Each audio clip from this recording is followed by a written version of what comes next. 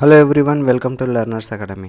ఈ వీడియోలో సింప్లిఫికేషన్ సంబంధించినటువంటి సెకండ్ మోడల్ ప్రాబ్లమ్స్ డిస్కస్ చేయబోతున్నాం. ఆల్రెడీ ఫస్ట్ వీడియోలో 1 to 4 problems first model problems discuss చేసాం. అది ఎవరైతే వినలేదో అది లింక్ డిస్క్రిప్షన్లో ఇస్తాను, ఆ వీడియో ఒకసారి చూడండి. ఇవన్నీ కూడా previous RRB, group D, NTPC లాంటి ఎగ్జామ్స్లో అడిగిన ప్రీవియస్ క్వశ్చన్స్ అన్ని వాటిని మోడల్ వైజ్గా సపరేట్ చేసి మీకు ఎక్స్ప్లెయిన్ చేయడం జరుగుతుంది. Now coming to the fifth problem, simplify 9/13 divided by 18/26 divided by 90/52. So ఇది చూడడానికి ఇలా కొంచెం వెరైటీగా అనిపించినా చేస్తే చాలా ఈజీ అండి. 9/13 ఇంటూ 18/26, ఇక్కడ డివిజన్ బదులు ఇంటికి మల్టిప్లికేషన్ రాసుకున్నాం కాబట్టి రివర్స్ అయిపోతుంది ఫ్రాక్షన్. 26/18 ఇంటూ థర్డ్ ఫ్రాక్షన్ కూడా రివర్స్ అయిపోతుంది, 52/90. సో నా 13 ones, 13 twos, 9 ones, 9 twos, this 2 gets cancelled, then 226 245. నా ఇంకా మనకు సింప్లిఫికేషన్ కాదు కాబట్టి 26/45 is the final answer. Okay, now coming to the sixth one, calculate 19,170 divided by 54 divided by 5. So 19,170 divided by 54 దీన్ని first చేయండి. Okay, దీన్ని first చేశాక వచ్చిన ఆన్సర్ని అగైన్ మళ్ళీ మనం ఏం చేద్దాం, 5తో డివైడ్ చేద్దాం. మనం ఇక్కడ లాస్ట్లో చిన్నగా ఉన్నాయి కదా అని వాల్యూస్ మనం ఇక్కడ ఏం చేస్తాం, ఫస్ట్ ఇది చేయడానికి ట్రై చేస్తామండి. అలా చేయొద్దు. ఓకే, ఇక రూల్ ఏంటంటే లెఫ్ట్ టు రైట్కి వెళ్ళిపోవాలి. ఓకే, సో 19,170 డివైడ్ బై 54 చేశారనుకోండి, మీకు ఆటోమేటిక్గా ఏమొచ్చేస్తుంది, ఈ రెండింటిని డివైడ్ చేశారనుకోండి. సో దీని వాల్యూ మనకేమవుతుంది, 355 వచ్చేస్తుంది divided by 5. So again if you do divide with 5 then answer will get 71. So ఇలా లెఫ్ట్ టు రైట్ వెళ్ళాలి. ఇవి చూస్తే చాలా ఈజీగా అనిపిస్తాయి, కాకపోతే మనం ప్రాక్టీస్ చేయకుండా డైరెక్ట్ ఎగ్జామ్లోకి వెళ్ళిపోతే చాలా టైం టేకింగ్ అవుతుంది, ఒక్కొక్కసారి ఆన్సర్ కూడా రాకపోవచ్చు.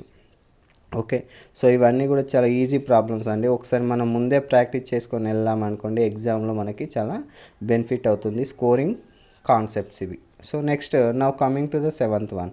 సో ఏంటి, 66,666 ఇంటూ 9,999. సో ఈ రెండు నెంబర్స్ని మల్టిప్లై, వీటిని నార్మల్గా మనం మల్టిప్లై చేస్తూ కూర్చున్నాం అనుకోండి, చాలా టైం తీసుకుంది. సో కాబట్టి కొంచెం లాజికల్గా ఆలోచిద్దాం. 66,666ని నేను అలానే ఉంచుతాను, ఇంటూ 9,999ని నేను ఏం రాస్తానంటే 10,000 - 1 అని రాస్తాను. అప్పుడు ఆటోమేటిక్గా ఏమవుతుంది,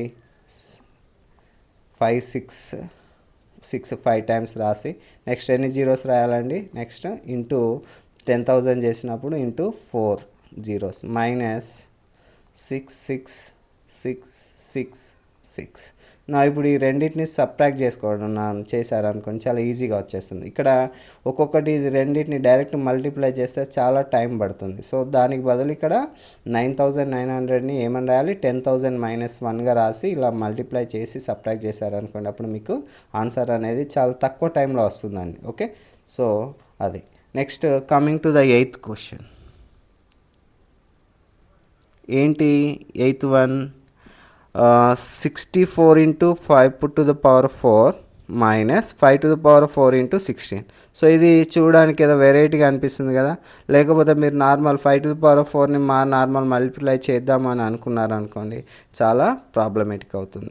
సో ఇక్కడ మనకి 64 అంటే ఏంటండి, 2 power 6.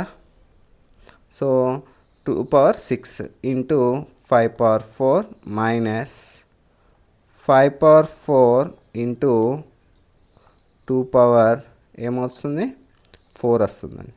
సో ఇక్కడ చూడండి, మనకు తెలుసు ఒక 2 ఒక 5 మల్టిప్లై చేసినప్పుడు మనకేమొస్తుంది, 0 వస్తుంది కదా. అలా ఇక్కడ పవర్స్ ఎంత, లీస్ట్ పవర్ ఎంత ఉంది ఇందులో, ఫస్ట్ దాంట్లో 4 ఉంది కాబట్టి 4 జీరోస్ వస్తాయి. సో ఈ 2 power 6లోకి వెళ్ళి 2 power 4 పోయింది కదా, ఇంకా 2 power 2 ఉంటుంది. So 10,000 two square into 10,000 minus ఇక్కడ కూడా ఏమవుతుంది 5 power 4 into 2 power 4. So automatically 10,000 వచ్చేస్తుందండి.